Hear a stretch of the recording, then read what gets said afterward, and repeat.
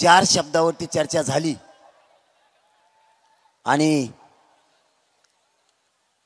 तिसरा शब्द होता सगळे सोयरे, म्हणजे ज्या मराठ्यांची नोंद सापडली त्याच नोंदीच्या आधारावर त्याच्या लग्नाच्या गणगोतात ज्या सोयरिकी जुळतात त्या सोयऱ्यांना सुद्धा द्यायचं. कारण ज्या मराठ्यांची नोंद सापडली त्या मराठ्यांचा व्यवसाय आणि त्याच्या सोयऱ्याचा व्यवसाय सारखाच आहे. कारण व्यवसायाच्या आधारावरतीच आरक्षण दिलं गेलेलं आहे म्हणून. ही झाला एक शब्द.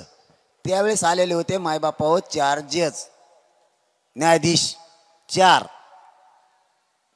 हे तुम्हाला माहीत असावं म्हणून सांगतो, नुसती बडबड करू नका.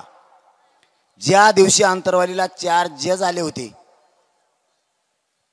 त्या दिवशी चर्चा लाईव्ह होती. ती तारीख जरा शोधा आणि ते पूर्ण चर्चा आपण मराठ्यांना ऐका, म्हणजे तुमच्या लक्षात येईल त्या दिवशीच्या चर्चेत काय काय ठरलं होतं. गाफील राहायचं नाही मराठ्यांनी अजिबात.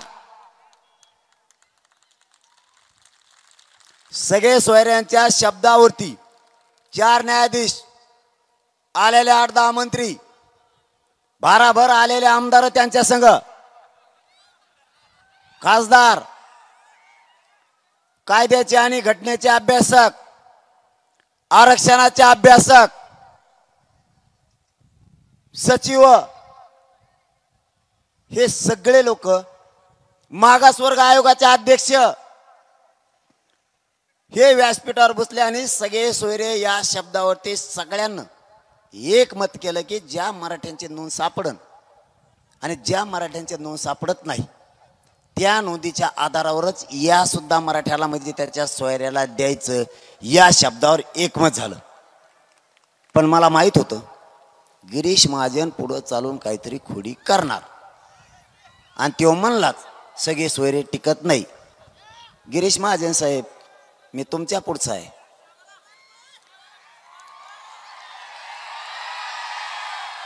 त्यावेळेस मी 4था शब्द आणला होता आणि आज तो तुम्हाला सांगतो.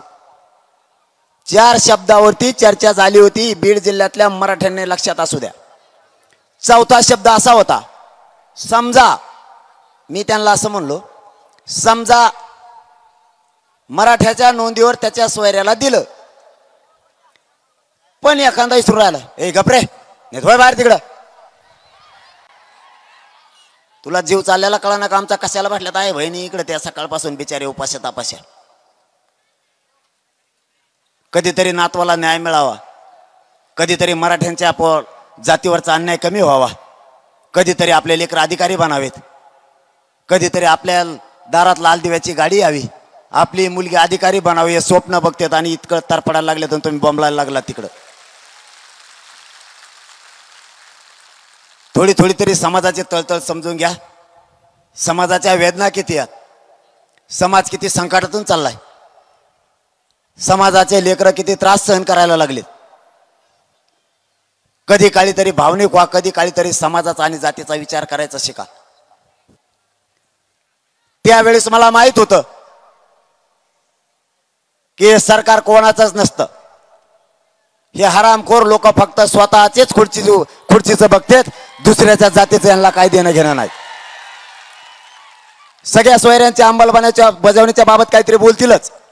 मी तुम्हाला खात्रीनं सांगतो ती अंमलबजावणी उडणार नाही अशी माझा स्वतःचं म्हणणं आहे. त्याचं कारण असं आहे की जी अंमलबजावणी सगळ्या सोयऱ्यांची केली ती फक्त मराठ्यांसाठी नाही आहे.